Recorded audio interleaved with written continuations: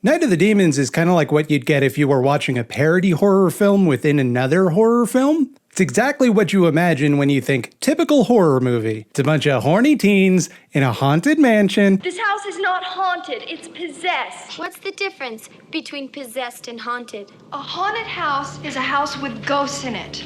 The spirits of people who've died. But the spirits living in a house possessed have never existed in human form. They've only existed in spirit form. Sorry, scratch that. This movie is what people who don't like horror movies think all horror movies are like, and I am extremely, emphatically here for it.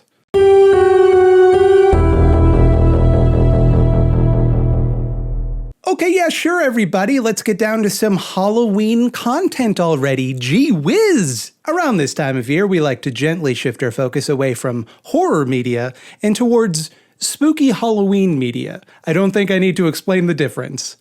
Stop asking me to explain the difference. Today, we'll be looking at 1988's horror comedy cult classic, Night of the Demons, not to be confused with 1957's Night of the Demons, singular, or 1985's Demons, or for that matter, the 2009 remake also called Night of the Demons, or Night of the Comet, or Night of the Creeps, which I also get it confused with. Clear as mud? Look, there's only so many scary words in the dictionary. Sometimes they gotta share movies. It's difficult to tell how aware Night of the Demons is of what it is. It's definitely a comedy, but I'm unsure whether it knows why. Like, there are jokes that are meant to be jokes, but they're terrible. Like, they're so corny, they feel surreal. You know, I always wondered why they called you Stooge. Hey, look, I said I always carry a spare. I never promised you a tire iron. Lighten up, J-Bo. It's Halloween. Good evening. Allow me to introduce myself. Yeah, Count Dingleberry, the flaming asshole of Transylvania. You guys have sour balls? Why, sure we do. Too bad. I bet you don't get many blowjobs. And that lends an inexhaustible charm to the wooden acting, the bargain bin script, and I don't know if it was intentional.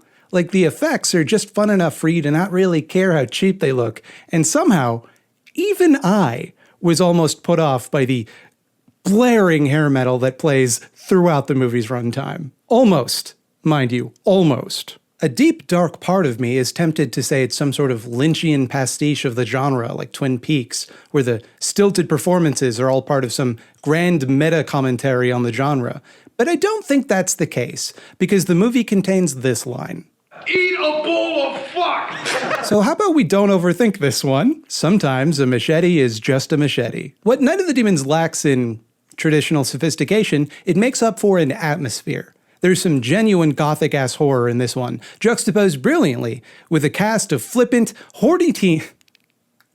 I said horny, the script says rowdy, but I'm right. A cast of flippant, rowdy teens who feel very out of place in their surroundings. While the movie is far too fun to ever get truly scary, the brilliant set design and pretty neat special effects and makeup and lightning fast pacing do maintain a genuine sense of menace. You get why the demons are scary, even if they don't scare you. After all, in real life, there's no such thing as demons taking over a house. The only thing we gotta be scared of is cyber ghouls. That's what I call hackers. This video is brought to you by Surfshark VPN. If you don't know what a VPN is, essentially, it hides your incoming and outgoing data, like computer beeps and boops, in a sort of internet tunnel. That way, hackers or ISPs or the government can't get access to it. Unfortunately, although Surfshark VPN is very easy to use, just one click and you're connected, I did forget to connect to it. And so the hackers did get access to this ad. And then it says, poo poo pee pee, which I assume I did not write. Well, I won't make that mistake again, because with Surfshark, you can keep yourself safe even when on public Wi-Fi. If I had used Surfshark, nobody would have been able to clean out my bank account, haha, thanks for the cash sucker.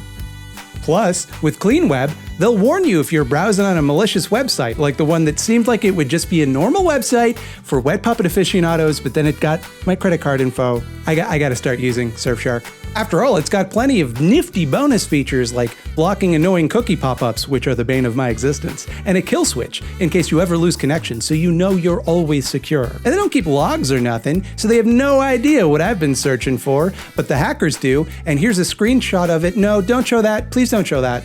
Right now, you can get Surfshark for the oddly specific number of 83% off. And what the heck, you can even have 3 months free if you want by going to surfshark.deal/cats and entering promo code CATS. Link in the description. Trust me on this one, you want to take internet privacy very seriously. I eat boogers, poo-poo. Back to the show. We open on some no-good punks driving around and hassling an old man on Halloween night. Everybody's giving the old man such a hard time. Everybody hates this old man. Kids these days. Or those days. The movie is 34 years old. Not sweet little Judy, though. She tries to help, but the old man tells her off anyway. The old man is gonna put some razor blades and some apples to get at those kids who've been mean to him all the time, even though the mean kids seem way older. That old urban legend that never actually happens, because, like, you'd notice right away. Like, there'd be a big hole in the apple, and then it would be turning brown in that spot. And besides, no child will eat an apple on Halloween because that's the night when they have the most candy. Put a razor blade in a Reese's cup, and then you could even reseal it with a heat gun. Actually, you know what? Cut this part of the video. I just gave advice to murderers. Spoiler alert, it's just there to set up a gag where at the end, he eats a pie that his wife made with the razor apples and it kills him.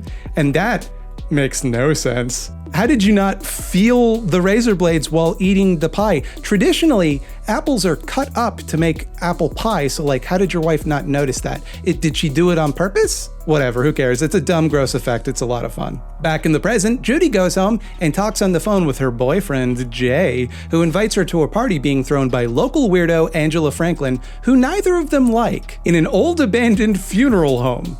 Judy's ex, Sal, also stops by and finds out about the party from Judy's insufferable little brother. I go tell that pretty little piece you call your sister that handsome hunk Sal is here. And tell her I brung my pet snake for her to play with. Oh my god, who talks like that? Yeah, he sounds ridiculous in my opinion. And that expository dialogue. I mean, come on. Show, don't tell. Yeah, I know what you mean.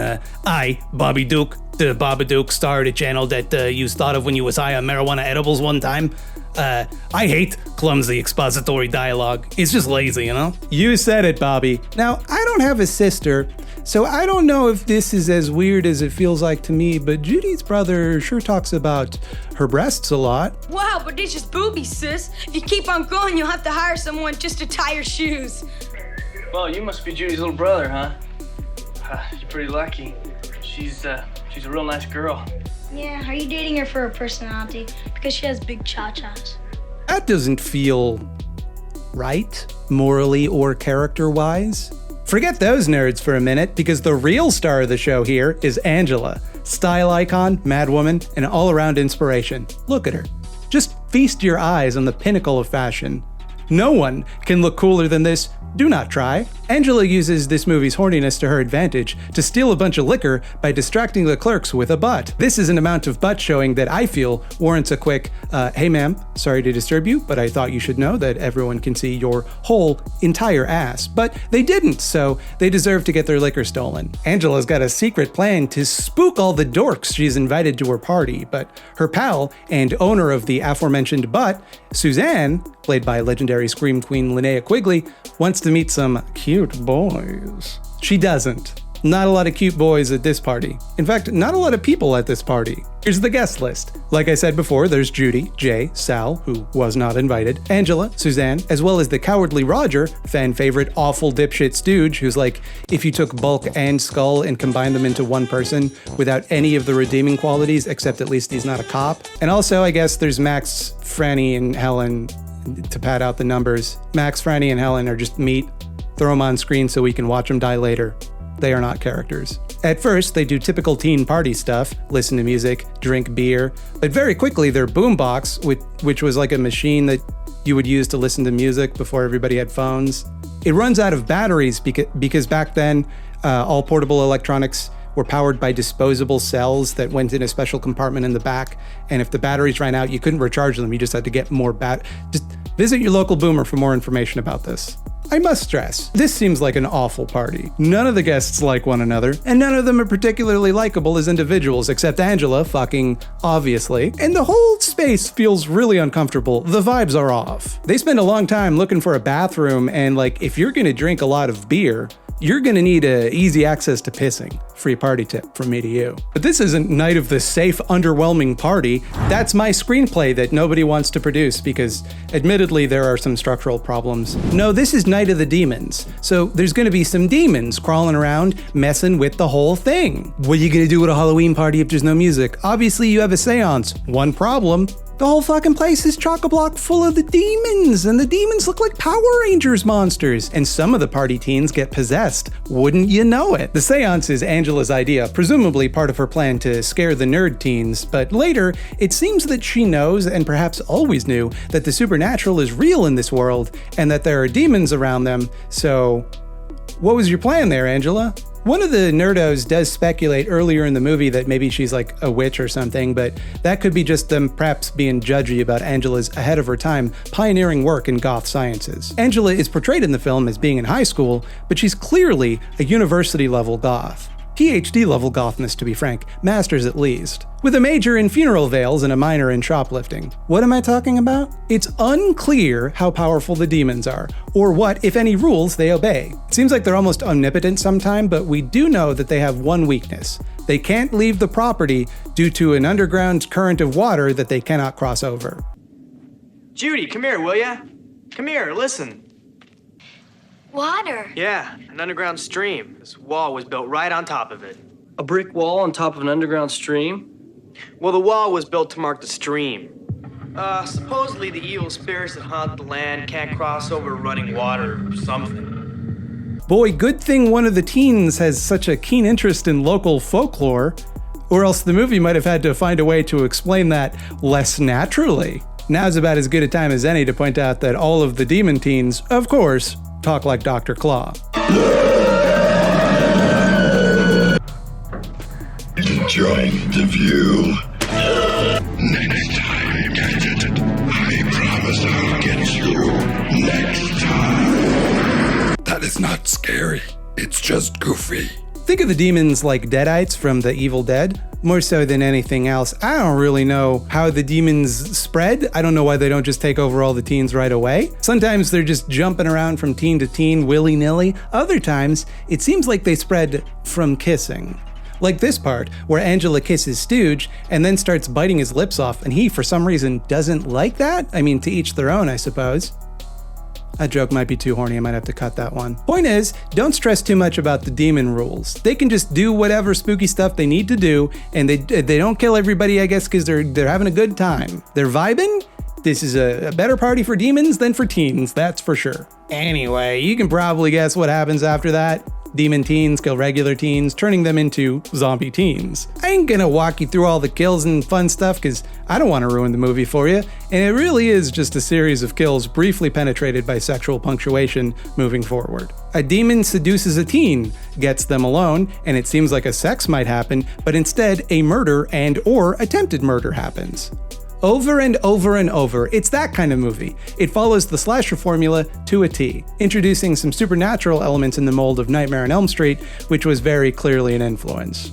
Couple highlights though, this scene where Demon Suzanne shoves a lipstick inside her boob for some reason, which is upsetting, bizarre, out of nowhere, and incredibly, somehow, the entire basis for the movie's sequel. See, this is why I love horror movies, because don't pretend like you knew that was gonna happen.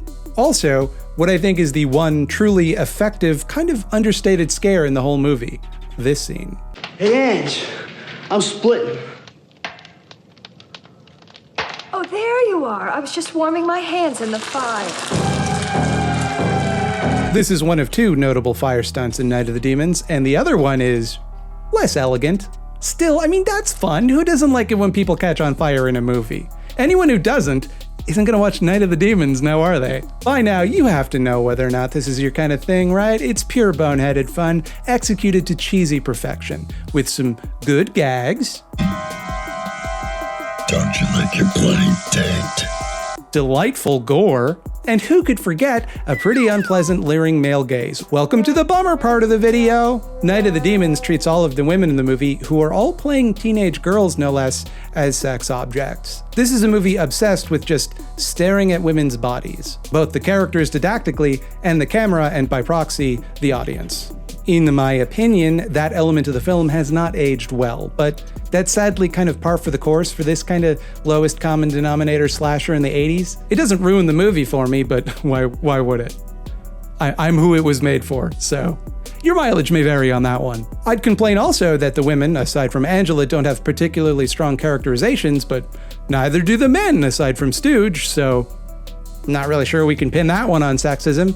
At least Judy is more assertive than Roger, who keeps running away and leaving people in danger, so there's that. Now exiting the bummer zone. Night of the Demons knows which way its bread is buttered. Look at how front and center Angela is on the cover. It wants you to know, right away, there's a spooky lady who's gonna kill people in this one. And by God, does she. The glee Angela takes in terrorizing teens is infectious. And it's no surprise that she's the only character to reappear in both sequels and the remake.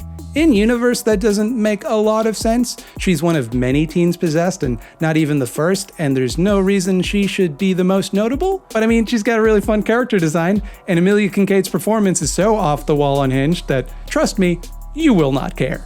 Angela deserves to be among the greats of the genre. Not quite S tier like Freddy or Jason or what have you, but solidly A tier. The equivalent to a Pinhead or a Ghostface. For my money, Night of the Demons is the perfect Halloween party movie. Which makes sense because the original title of the movie was Halloween Party. Cool, exciting title, guys. For one thing, it's a breezy 89 minutes. If you don't like it, you don't gotta wait long for it to be over. And you will know within like 10 minutes whether or not you like it. For another, you don't really have to pay close attention to what's happening. You can just throw it on in the background, and whenever conversation starts to wind down, you can be pretty sure something hilarious is about to happen on screen. It's never gonna get too scary that people who can't deal with horror are gonna get all spookified, though there's a lot of violence that they may not like, but it's still got enough edge to keep horror fans interested because of all of the violence, which we love. And it's even about a Halloween party. They're doing what you're doing. Except their party sucks, so at the very least, it'll make your party look awesome by comparison. Throw it on there. Get some candy and pumpkin-flavored beer if you're into that deranged concoction, and have a good time. Of the Demons, Common Night is just utter macabre fun. And if it doesn't get the Halloween spirit to fill you up, make you start speaking in a language you've never heard before, carving strange runes into pumpkins while drooling a thick, black, viscous substance, then I don't know what will. This is the movie to get the Halloween festivities to commence, so have at it, Halloweeniacs. And I don't know, should I talk about the sequels next? That'll depend on how the video does. They start off really fun, and then there's also part 3 in the remake. If you want more like this, check out my Halloween Classics playlist. Don't forget to slash that like button, subscribe so that you can never escape my videos, and toll the bell before it tolls for thee. Wow, but this is booby, sis.